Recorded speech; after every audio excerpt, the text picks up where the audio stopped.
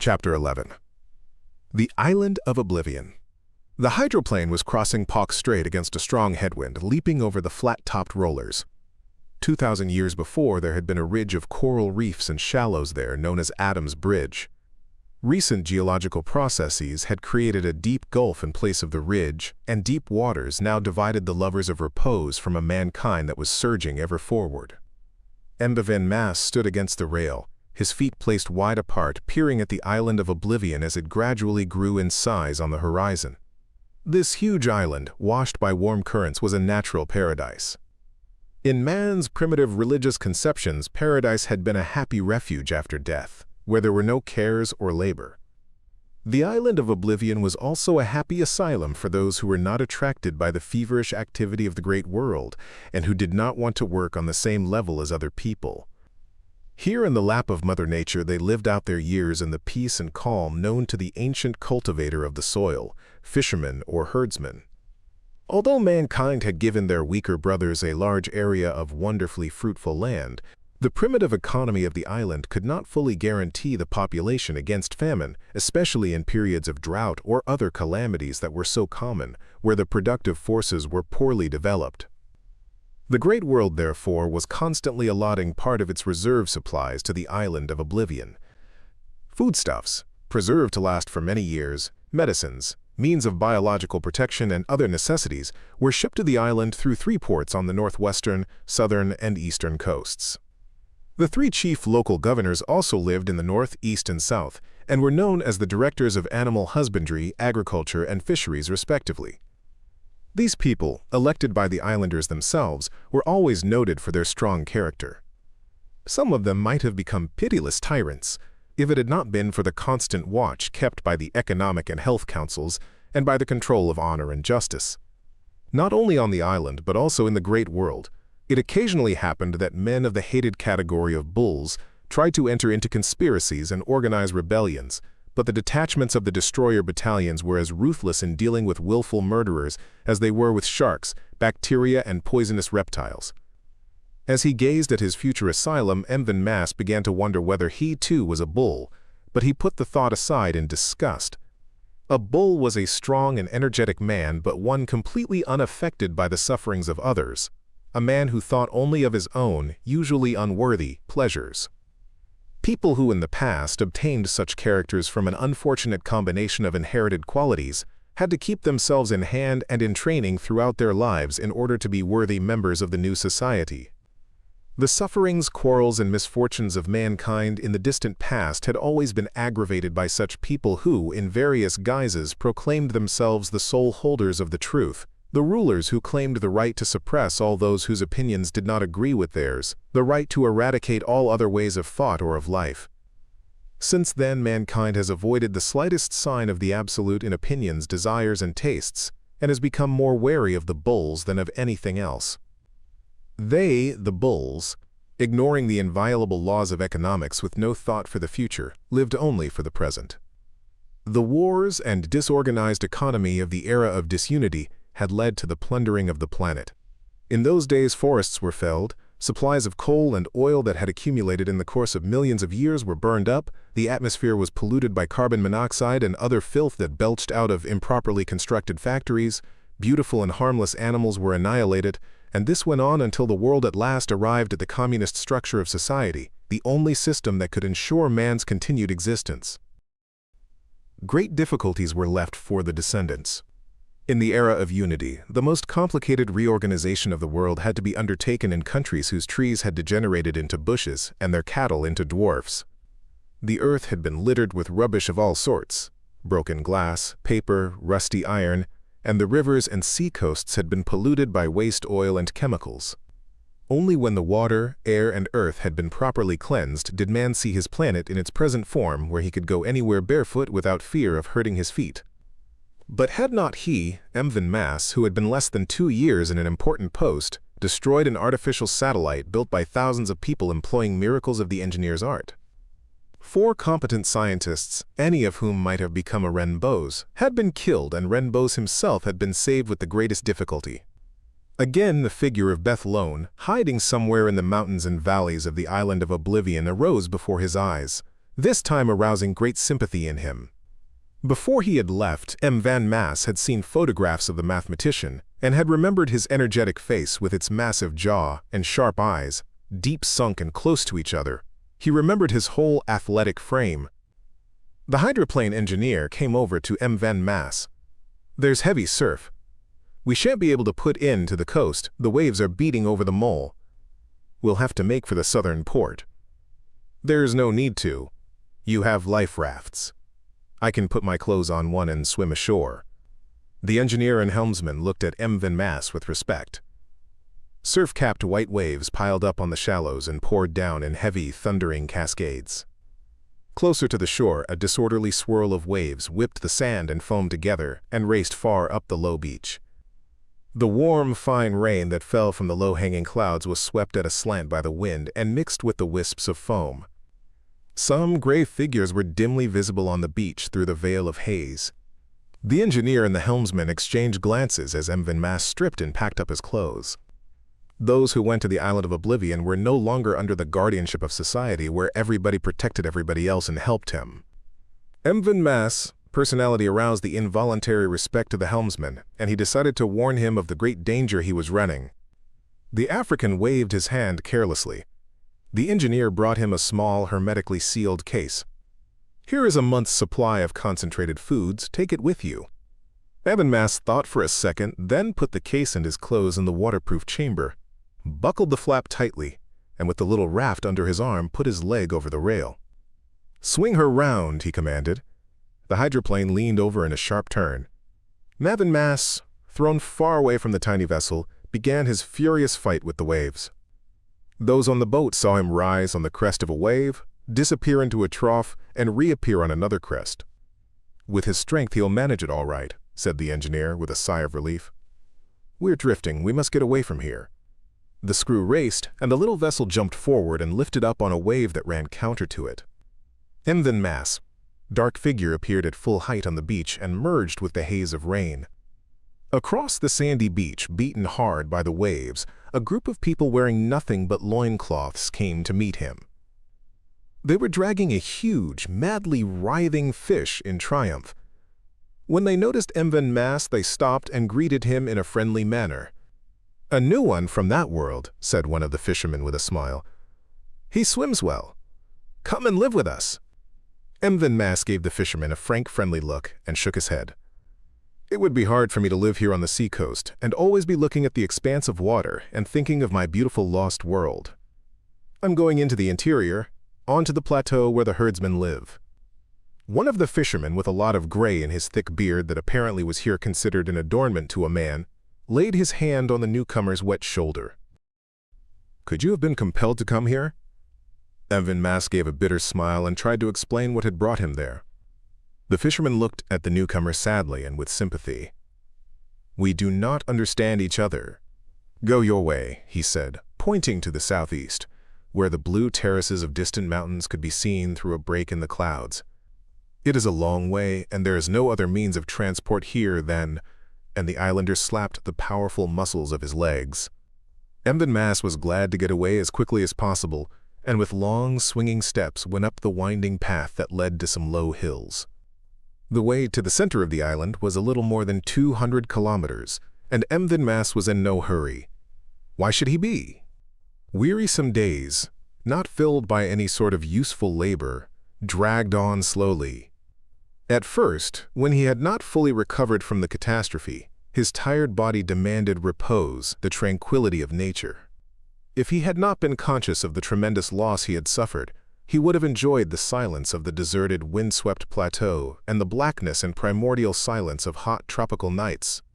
But as day followed day, the African, wandering about the island in search of some work to interest him, began to yearn for the great world. The peaceful valleys with their groves of hand-cultivated fruit trees no longer gave him pleasure, nor was he lulled by the almost hypnotic gurgle of the pure mountain streams, on whose banks he could now sit for countless hours in the heat of the afternoon or on a moonlit night. Countless hours. Why should he count that which was of no use to him their time? He had as much as he wanted, an ocean of time, but he felt that his own individual time was so insignificant. One brief and soon forgotten moment. That was what happened to the lives of our Stone Age ancestors, lives full of courage and real heroism. Only then did Mven Mas feel how well the island had been named. The Island of Oblivion. The stupid namelessness of the ancient ways of life, the doings and feelings of man. Deeds were forgotten by descendants because they were performed for the satisfaction of individual needs, and did not make the life of the community easier and better, did not brighten life with creative art. Mavin was accepted into a company of herdsmen in the center of the island, and for 2 months pastured herds of buffalo at the foot of a huge mountain, bearing the clumsily long name it had been given by the people who inhabited the island in ancient days. For a long time he boiled his black porridge in a sooty pot, and a month before he had had to seek fruits and nuts in the forest in competition with the greedy monkeys who threw their shells and peelings at him. That had happened when he had given the food he brought from the hydroplane to an old couple in a distant valley, in accordance with the rule of the Great Circle world and its greatest joy: first give pleasure to others. Then he had discovered what it meant to have to seek food in unpopulated desert places. What a senseless waste of time. Mven Mas got up from the stone on which he had been sitting and glanced round. The sun was setting behind the edge of the plateau, and the wooded, rounded top of a hill rose up before him. Below in the twilight murmured a swift rivulet flowing between growths of tall, feathered bamboos. Half a day's journey on foot or on the back of a buffalo at an even slower pace stood the almost 6,000-year-old ruins of the ancient capital of the island. Other bigger and better preserved cities had also been abandoned. Mven Mas took no interest in them so far. The herd lay like black boulders in the dark grass. Night fell quickly. The stars came out in their thousands to twinkle in the black sky. This was the darkness to which the astronomer was accustomed. The well-known outlines of the constellations, the bright lights of the bigger stars. From there he could see the fatal Tucana, but how weak human eyes are! Never again would he see the magnificent spectacle of the cosmos, the spirals of the gigantic galaxies, the mysterious planets and blue suns. All these were now only points of light, immeasurably distant. Did it matter any more whether they were stars or lanterns hanging on a crystal sphere, as the ancients used to think? To the unaided eye, it was all the same. The African scraped together the brushwood he had made ready. There was another article that had become necessary, a small lighter. Perhaps soon he would follow the example of some of the local inhabitants and inhale narcotic smoke to make the endlessly lengthy days seem shorter. Tongues of flame played amongst the sticks, driving away the darkness and extinguishing the stars. The big animals were snuffling peacefully nearby. Mven Mas stared pensively into the fire. Had this bright planet of ours become a gloomy home for him? No. His proud renunciation was nothing more than the self-confidence of ignorance. Ignorance of his own self, an underestimation of the loftiness of the full creative life he had lived, a misunderstanding of his love for Chara. It would be better to sacrifice his life for 1 hour of some worthwhile deed for the great world than to live here a whole century.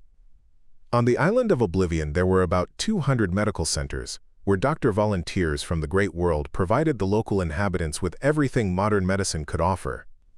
The youth of the great world also served in the destroyer battalions that prevented the island from becoming a breeding ground for the ancient diseases and for harmful animal life. Mven Mas deliberately avoided meeting these people so that he should not feel himself an outcast from the world of beauty and knowledge. At dawn, Mven Mas was relieved by another herdsman. He was free for 2 days and decided to go to a small town to get a cloak, as the nights in the mountains were chilly. It was a calm, hot day when Mas left the plateau and descended to the wide plain, a veritable sea of pale lilac and golden yellow flowers over which countless brightly colored insects were hovering.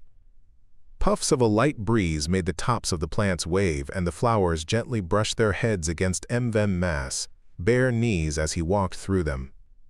When he reached the middle of the huge field, he stood still for a moment to enjoy the simple and joyful beauty of that aroma-filled natural garden. Bending down, the African passed the palms of his hands pensively over the wind-rocked flowers, and felt he was reliving a childhood dream. A faint, rhythmical tinkle reached his ears. Mven Mas raised his head and saw a girl walking along swiftly, up to her waist in flowers. She turned to one side, and Van Mass looked admiringly at her graceful figure in the midst of that sea of flowers. A feeling of deep regret seized him. That could have been Chara if things had turned out differently.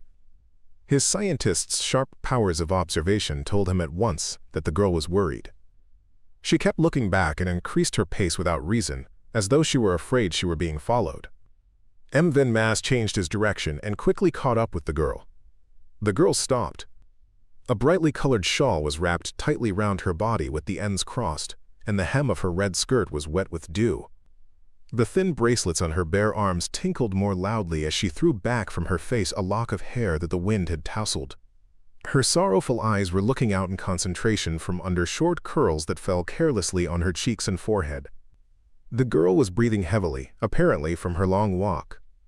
A few beads of perspiration showed on her pretty, tanned face. She made a few uncertain steps towards Van Mass. "Who are you and where are you hurrying to?" he asked. "Perhaps you are in need of help?" The girl stared intently at him and then answered hurriedly and jerkily. "I'm Onar from the 5th settlement. But I don't need help." "I think you do." "You're tired and something is bothering you. What can be threatening you? Why do you refuse my help?" The girl looked at him and her eyes beamed, pure and profound, like those of a woman of the great world. "I know who you are. You are the big man from there," and she waved her hand in the direction of Africa and the sea. "You are kind and credulous. You be the same. Is somebody after you?" "Yes," gasped the girl in despair. "He's chasing after me." "Who is he that dares to make you fear him and to chase after you?" The girl blushed and hesitated. "There's one man who wants me to be his. But surely you can choose for yourself whether to respond or not, can't you? How can he compel you to love him? Let him come here and I'll tell him." "Oh no! He also came from the great world, but a long time ago, and he's strong, only he's not like you, he's terrible." Van Mass laughed a carefree laugh. "Where are you going?" "To the 5th settlement. I've been to the town and I met—" Van Mass nodded his head and took the girl by the hand. She allowed her fingers to remain in his big hand, and together they went along a side path leading to the settlement. On the way, the girl, from time to time looking back apprehensively, told him that the man who was persecuting her was always accompanied by 2 other strong and evil men who were in every way obedient to him. Her fear to speak frankly made Van Mass indignant. He had been trained from childhood by history lessons, through books, films, and music to hate all those who oppressed people, all the secret organizations that had existed in the past, everything that was hidden from the conscience and judgment of the people, everything that meant bloodshed and unhappiness. He could not tolerate the existence of oppression even if it were only occasional on their well-ordered earth. "Why don't your people do something?" exclaimed Van Mass. "And why doesn't the control of honor and justice know about it? Don't your schools teach you history? And don't you know what even tiny centers of brute force may lead to?" "We're taught." "We know," answered Onar mechanically, looking straight in front of her. The flowery plain had come to an end, and the path disappeared among the bushes in a sharp bend. 2 men jumped out at the bend, barring the road to them. The girl snatched her hand away frantically, whispering, "I'm afraid for you. Go away, man from the great world." "Seize her!" came an imperative voice from behind the bushes. In the Great Circle era, nobody spoke so roughly. Van Mass instinctively thrust the girl behind him and began to try his persuasion on these incomprehensibly wild people, but he stopped talking when he realized that his words did not reach them. The broad-shouldered young men ran up to him and tried to push him away from the girl, but Van Mass stood as firm as a rock. Then one of them gave him a lightning-like blow in the face with his fist. Van Mass staggered. Never in his life had he seen deliberate, spiteful blows struck for the purpose of causing hurt, to stun and insult a man. The other man punched him in the kidneys, and through the ringing in his ears, Van Mass heard Onar's pitiful cry. Fury overcame him, and he threw himself on his enemies, trying to crush them. 2 deadly blows in the stomach and the jaw brought the African to the ground. Onar dropped to her knees, covering him with her body, but her enemy seized her with a howl of triumph. They pulled her elbows back behind her, and she straightened up in pain, her head thrown back. Hands filthy from earth and Van Mass, blood squeezed her helplessly writhing body, and the girl sobbed, her face purple with anger. "Bring her here," came the loud voice again. An elderly man of tremendous height came out of the bushes. He was naked to the waist, and athletic muscles rippled under the gray hair that covered his torso.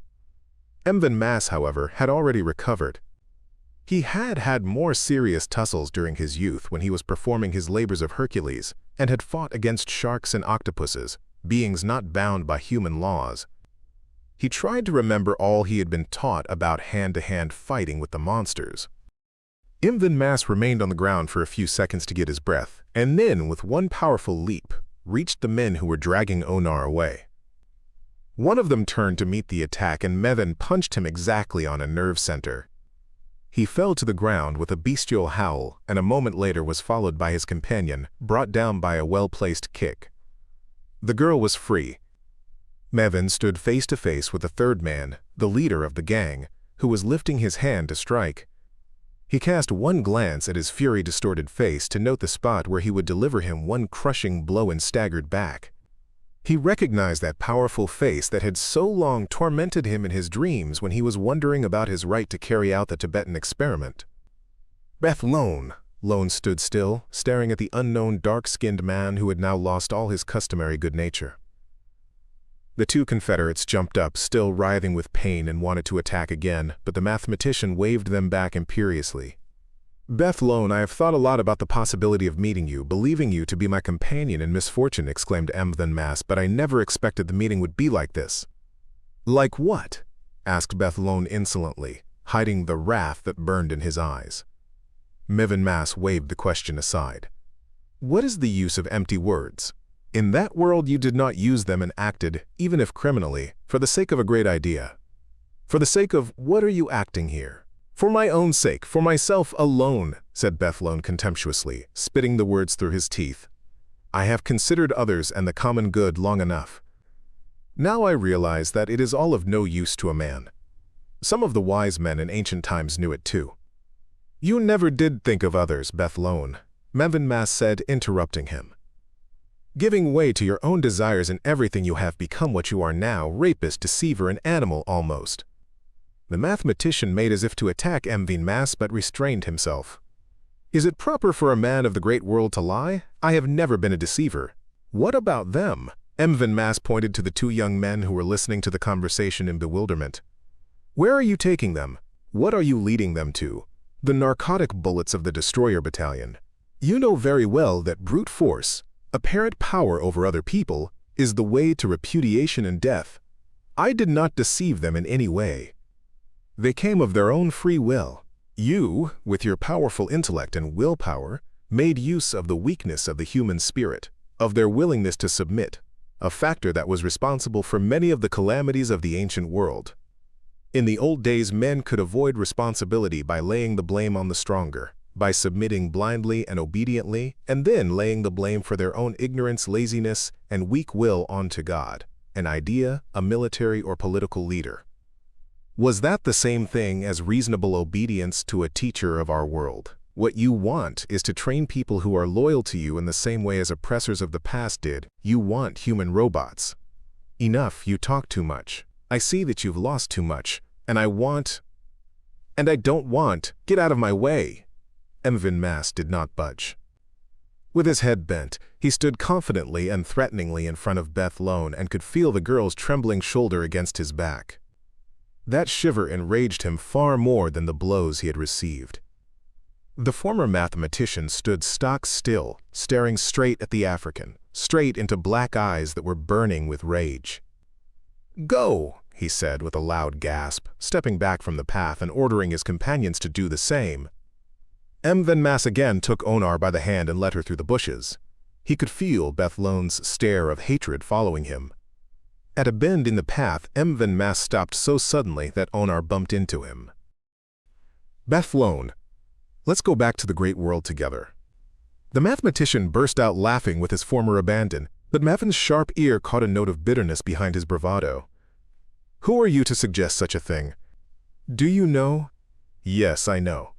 I have also carried out a forbidden experiment and killed people I should have protected. My path in science was close to yours, and we, you and I and others, are already on the eve of victory. People need you, but not such as you are today." The mathematician stepped up to Mevin Mas and lowered his eyes, then suddenly turned away and contemptuously spat out coarse words of refusal over his shoulder. Mevin Mas continued his way along the path without a word. The fifth settlement was about 6 miles away. The African learned that the girl lived quite alone and advised her to go to the east coast, to a seaside village where she would not meet the brutal Beth Lone again. Formerly a famous scientist, he had become a tyrant to the quiet little settlements of the mountain district that lived such a secluded life. In order to avoid any evil consequences, Mevin Mas decided to go into the settlement at once and ask for the 3 men to be kept under observation. Mevin Mas said goodbye to Onar on the outskirts of the settlement. The girl told him that there were rumors that tigers had appeared in the forests that covered the round-topped mountain. They had either escaped from the reservation or were still living in the dense jungles that surrounded the island's highest mountain. She grasped his hand and implored him to take care of himself and not go through the mountains at night. Mevin Mas made his way back quickly, and as he thought over everything that had happened, he could see the girl's last look, a look that was filled at once with both anxiety and loyalty such as were rarely met with in the great world. For the first time in his life, Mevin Mas thought of the true heroes of the distant past, people who had remained good in the face of humiliation, wrath, and physical suffering, something that required indomitable courage and fortitude. For the first time in his life, he realized that the people of ancient times, whose life seemed so hard to his contemporaries, had also known the meaning of happiness, hope, and creative activity, at times, perhaps, even to a greater extent than was the case in the Great Circle era. It was almost with anger that Mevin Mas recalled the theoreticians of those days who based their prophecy that mankind would not improve in 1,000,000 years on a false understanding of the slowness of the mutation of species in nature. If they had loved people more and had understood the dialectics of development, such ridiculous ideas would never have entered their heads. The sunset turned red the clouds that lay on the rounded spur of a gigantic mountain. Mevin Mas jumped into a stream to wash off the dirt and blood of battle. Refreshed and calm, at last he sat down on a flat stone to dry himself and rest. He would not be able to get to the town before nightfall, but he expected to be able to cross the mountain when the moon came up. As he sat contemplating the water gurgling over the stones, he suddenly felt that somebody's eyes were fixed on him but could not see anybody. The same feeling that unseen eyes were watching him was still with him when he crossed the stream and began to climb the slope. Mevin Mas walked quickly along the cart road, leading to a plateau about 1,800 meters high, passing from terrace to terrace in order to cross a wooded spur which was the shortest way to the town. The thin crescent of the new moon would light the way for no more than an hour and a half, and it would be very difficult to ascend a steep mountain path in the dark. Mevin Mas, therefore, had to hurry. Occasional low trees cast shadows that made black lines on the dry moonlit earth. Mevin Mas kept a sharp lookout in order not to stumble over the countless roots that lay in his way, but all the time he was thinking deeply. From somewhere far away to the right, where the slope was gentler and lay in deep shadow, came a menacing growl that made the earth tremble as it carried over the ground. It was answered by a low roar from amongst the patches and strips of moonlight in the forest. These sounds had a strength in them that penetrated deep into a man's soul, arousing a long-forgotten feeling of fear and doom in the victim selected by an invincible beast of prey. To counteract the ancient fear in the African's heart, there burned the no less ancient fury of battle, inherited from countless generations of nameless heroes that had defended the rights of the human race to live amongst mammoths, lions, giant bears, savage bulls, and ruthless wolf packs in exhausting days spent in hunting and nights spent in fear-filled defense. Mevin Mas stood still, looking round and holding his breath. Nothing moved in the silence of the night, but when he walked on a few steps along the path, he was certain that he was being followed. Tigers! Was it possible that Onar's information was really correct? He began to run, trying to decide what to do when the animals, there were clearly 2 of them, attacked him. It was senseless to try to escape up a tall tree that a tiger could climb better than a man. What was there to fight with? There was nothing at hand but stones. He could not even break a decent club off the branches of trees as hard as iron. When the growls came from behind him and close at hand, he realized that he was lost. The dusty branches of the trees that now overshadowed the path stifled him, He wanted to gain courage for the last few moments from the eternal depths of the starry sky, to the study of which all his past life had been devoted. Mivan Mas ran on with long strides. Fate favored him, for he came to a place in the forest where there was a big open glade. In the center of the glade he noticed a heap of big boulders, ran to it, seized a 30-kilogram sharp-cornered block of stone and turned towards the forest. He could now see vaguely moving, phantom-like figures. They were striped and were easily lost amongst the shadows of the scanty trees. The moon was already so low that its edge touched the treetops. The lengthened shadows lay across the glade like paths, and the huge cats were crawling along them towards Mivan Mas. He felt approaching death in the same way as he had done in the underground chamber at the Tibetan observatory. This time it was not coming from inside him, but from outside. It gleamed in the green flame of the animal's phosphorescent eyes. Mivan Mas breathed in a puff of wind that came through the heated air, glanced up at the shining glory of the cosmos, straightened his back and raised the big stone above his head. "I'm with you." A tall shadow spread across the glade from the darkness of the slope, threateningly brandishing a knotted branch. For a moment, the astounded Mivan Mas forgot all about the tigers. He recognized the mathematician. Bethlone, out of breath from his headlong race, stood beside Mivan Mas, gasping spasmodically. The giant cats had at first drawn back, but now they began steadily approaching the men. The tiger on his left was no more than 30 paces away and had drawn up its hind legs to spring. "Quicker!" a loud shout resounded across the glade. As the pale flashes of grenade throwers came from 3 points behind Mivan's back, he dropped his stone in his surprise at the suddenness of it. The nearer tiger reared up on its hind legs to full height. The paralyzing grenades burst like the beating of drums, and the animal lay stretched out on its back. The other leaped towards the forest, but from there 3 figures on horseback appeared. A glass bomb with a powerful electric charge struck the tiger on the forehead, and he stretched out with his heavy head in the dry grass. One of the horsemen rode forward. Never before had the working dress worn by people of the great world seemed so elegant to Mivan Mas. White shorts and shirt of strong, artificial blue linen open at the neck and with breast pockets. "Mivan Mas, I felt that you were in danger." Could he fail to recognize that high-pitched voice that was still full of alarm? "Chara Nandi!" The African forgot to answer her and stood rooted to the spot until the girl sprang from her horse and ran to him. She was followed by her 5 companions whom Mivan Mas could not get a glimpse of because the moon had hidden behind the trees. The wind died down and stifling darkness enveloped the glade and the forest. Chara's hand found Mivan's elbow. He took her thin wrist and laid her hand on his chest where his heart was beating wildly. Chara's fingertips stroked a bulging muscle, and that gentle caress gave Mivan Mas a sense of tranquility, such as he had never known before. "Chara, this is Bethlone, my new friend." He turned round and found that the mathematician had disappeared. "Bethlone, don't go away!" he shouted with all his might into the darkness. "I'll come back," a powerful voice answered from a distance, and this time there was no bitter insolence in it. One of Chara's companions, a youth of medium height, apparently the leader of the group, took a lantern that was hanging behind his saddle. A faint light together with an unseen radio ray rose into the air, and Mivan Mas guessed that they were expecting an aircraft of some sort. All 5 were little more than boys, members of a destroyer battalion who had chosen, as one of their labors of Hercules, the security service that fought against dangerous animals on the island of Oblivion. Chara Nandi had joined them in her search for Mivan Mas.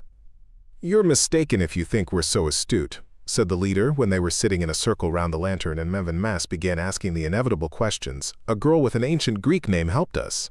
"Onar!" exclaimed Mivan Mas. "Yes, Onar."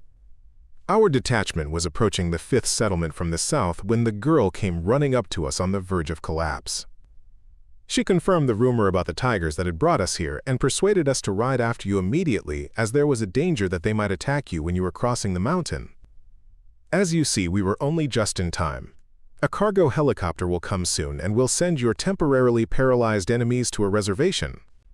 If they really turn out to be man-eaters, they'll be killed.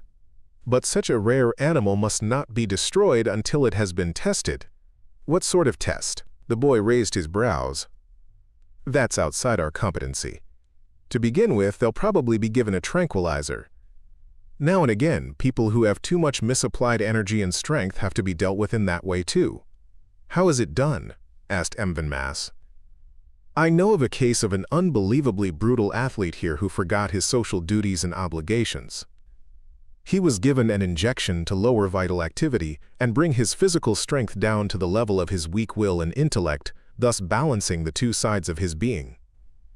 In the last 3 years he has learnt a lot. Your enemies will be taught in the same way, a loud rumble interrupted the youth.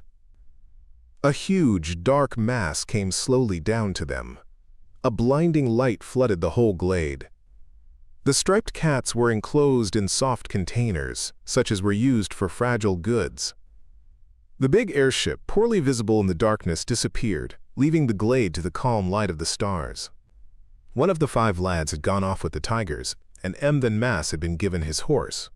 Mevin's horse and Chara's walked side by side. The path led down to the valley of the river Gale, at whose mouth on the seacoast the medical station and destroyer battalion base were situated. This is the first time I've been to the sea since I came to the island, said Yefremov, breaking the silence. Until now it has seemed to me that the sea is a wall that I'm forbidden to cross, and which marks off my world. The island has been a new school for you, said Chara joyfully but half-questioningly. Yes, in a short time here I've experienced a lot and have done some new thinking. All these ideas I've had on my mind for a long time. Yefremov told her about his fears that man, by repeating the mistakes of the past, even if in a much less ugly form, is developing in a too rational, too technical manner. It seemed to Mavwan that on the planet of Epsilon Tucanae there was a mankind very much like ours, and very beautiful in body, that had paid greater attention to the perfection of the emotional side of the psyche. I've suffered a great deal from this sense of imperfect harmony with life, answered the girl after a pause. I've always wanted more of the old and much less of what is around me. I dreamed of the epoch that had not expended the strength and feelings accumulated in the primitive period, the age of Eros in Mediterranean antiquity. It would be a good thing for the great world to set up a reservation for the life of antiquity where we could rest and acquire emotional strength. I have always tried to arouse a real strength of feeling in my audiences, but I'm afraid only Evdanal has fully understood me. And Yefremov, added the African seriously, telling her how she had appeared to him as the copper-colored daughter of Tucana. The girl raised her face, and in the timid light of early dawn Yefremov saw eyes so big and profound that he felt a slight dizziness, moved away from her and laughed. There was a time when our ancestors in their novels about the future imagined us as weakly, rickety beings with overgrown skulls. Despite the millions of animals that were tormented and slaughtered in the name of science, they did not come any nearer to an understanding of the brain mechanism of man, and simply because they used a knife where the most delicate measuring instruments in the molecule and atom range were needed. We now know that strong intellectual activity requires a powerful body, full of vital energy, and that body will produce strong emotions that we have so far learned only to suppress and, by suppressing them, make ourselves the poorer. We are still chained to the intellect, agreed Chara. A lot has been done, but the intellectual side continues to advance while the emotional lags behind, and that is what must be looked after. So that emotion should not demand an intellectual chain, but that reason should at times need emotion's chains. I have come to regard this as so important that I intend to write a book about it. Oh, of course, exclaimed Chara enthusiastically, but grew timid and continued. Very few great scientists have devoted themselves to research into the laws of the beautiful and the fullness of emotions. I'm not talking about psychology. I can understand you, answered the African, admiring the girl who, in her confusion, had raised her proud head higher to the rays of the rising sun that again gave her skin the color of burnished copper. Chara sat easily and lightly on the big black horse that walked in step with Yefremov roan. "We are lagging behind," exclaimed the girl, slackening her reins and urging her horse forward. The African overtook her, and they cantered together along the smooth old road. They soon caught up with the others, reined in their horses, and again Chara turned to Yefremov. What about that girl, Onar? She must go to the great world. You said yourself that she had remained on the island quite by chance because she was attached to her mother who came here and died recently. It would be good for Onar to work with Veda. Women's gentle and sensitive hands are needed at the excavations. And there are thousands of other jobs for which they are needed. And Bethlone, the new Bethlone who will come back with us, he'll find her in a new way.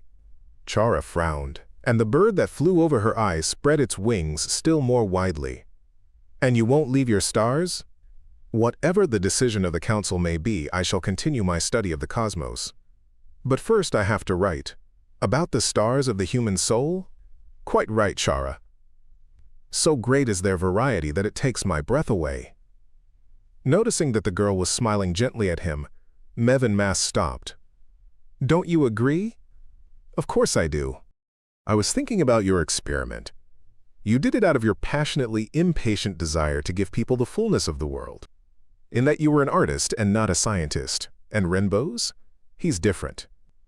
For him, the experiment was another step forward in his research, but one that science required. You don't blame me, Chara? No! Nor do many other people. The majority, I'm sure. Mevin Mass took the reins in his left hand and held out his right to Chara. They entered the tiny group of houses around the station. The waves of the Indian Ocean beat rhythmically at the foot of the cliff. In the sounds they made, Mevin Mass could hear the rhythmic beat of the basses in Ziegzor's symphony, depicting life reaching out into the cosmos. There was one powerful note, a strong F, the basic note in terrestrial nature, that sang over the sea and compelled man to respond with his entire soul, merging with the nature that gave him birth.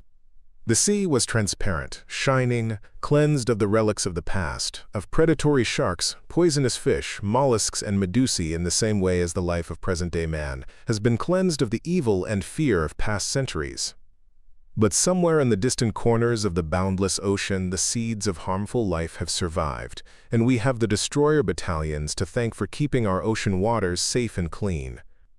And is it not true that in the same way there suddenly arises savage stubbornness, the self-confidence of the Cretan, the egoism of the beast, and the transparent soul of youth? If man today does not submit to the authority of society that is directed towards wisdom and goodness, but, instead, is guided by his own accidental ambition and individual passions, courage is turned into bestiality, creative activity into cruel cunning, while loyalty and self-abnegation become the bulwark of tyranny, cruel exploitation, and abasement. The surface layer of discipline and social culture is easily torn off. Only 1 or 2 generations of poor living are needed. Mevin Mass had glanced into the face of the beast there, on the island of Oblivion. If he is not restrained, if he has his way, a monstrous despotism will come into being that will crush everything underfoot and bring back that ruthless arbitrariness that held mankind enslaved for so many centuries. The most astounding thing in world history is the emergence of that undying hatred for knowledge and beauty that is typical of all vicious ignoramuses. This mistrust, fear, and hatred are to be found in all human communities, beginning with fear of the primitive witches and witch doctors, and continuing up to the beating of those thinkers who were ahead of their time in the era of disunity. The same thing occurred on other planets with highly developed civilizations that had not succeeded in protecting their social systems from the arbitrary action of small groups of people, oligarchies, that emerged suddenly and cunningly in the most diverse forms. Mevin Mass recalled that the same thing had been reported over the Great Circle about other inhabited worlds where the highest achievements of science were used to intimidate, for torture and punishment, for thought-reading and turning the masses into obedient semi-idiots ever ready to fulfill the most monstrous orders. A cry for help from such a planet had reached the circle and flown on into space many hundreds of years after the people who sent it and their cruel rulers had perished. Our planet is now at a stage of development when such horrors are inconceivable. But man's spiritual development is still insufficient, and people like Evdanachel are working on the problem. How can you get so deep in thought? Came Chara's voice from behind. The artist Kart Sun said that wisdom is the combination of knowledge and feelings. As she walked along, the girl threw off her bathrobe, and so will be wise. Chara ran past the African and dived from the height into the noisy swirl below. Mevin Mass saw her jump forward, turn a somersault, spread her arms, and disappear into the waves. The lads from the destroyer battalion bathing down below were suddenly silent. A cold shiver of admiration verging on fright ran down Mevan's back. The African had never dived from such a crazy height, but he now stood without a tremor on the edge of the cliff and took off his clothes. He later remembered that in hazy momentary thoughts, Chara seemed like an ancient goddess to him, a goddess that could do anything. If she could, then so could he. A faint cry of warning from the girl arose out of the waves, but Imogen Mass did not hear it as he dived down. The flight was blissfully long. Imogen Mass, a skilled diver, entered the water perfectly, and his dive carried him a long way down. The water was so amazingly transparent that the seabed seemed dangerously close. He twisted his body upwards, and the impact of unspent inertia was so terrific that for a moment everything ceased to exist for him. With the velocity of a rocket, Imogen Mass flew to the surface, rolled over onto his back, and lay rocked by the waves. When he opened his eyes, he saw Chara swimming towards him, the paleness of fright dulling the bronze of her sunburn. There was both reproach and admiration in her eyes. "Why did you do that?" she whispered, hardly breathing. "Because you did. I'll follow you anywhere to build my Epsilon Tucane on our Earth. Will you come back to the great world with me?" "Yes!" Imogen Mass turned over to swim farther and gave a shout of amazement. The astounding transparency of the water that had played such a nasty trick on him seemed even greater out there, farther from the beach. He and Chara seemed to be floating at a dizzy height over the seabed, every detail of which showed as clearly through the pure water as it would through the air. Imogen Mass was brimming over with courage and triumph such as people experience when they get outside the bounds of terrestrial gravitation. Journeys across the ocean in a storm, leaps into the black gulf of the cosmos from artificial satellites aroused similar feelings of boundless daring and success. Imogen Mass in a single spurt swam up to Chara, whispered her name, and read a fervent response in her clear and courageous eyes. Their hands and lips joined over the crystal gulf.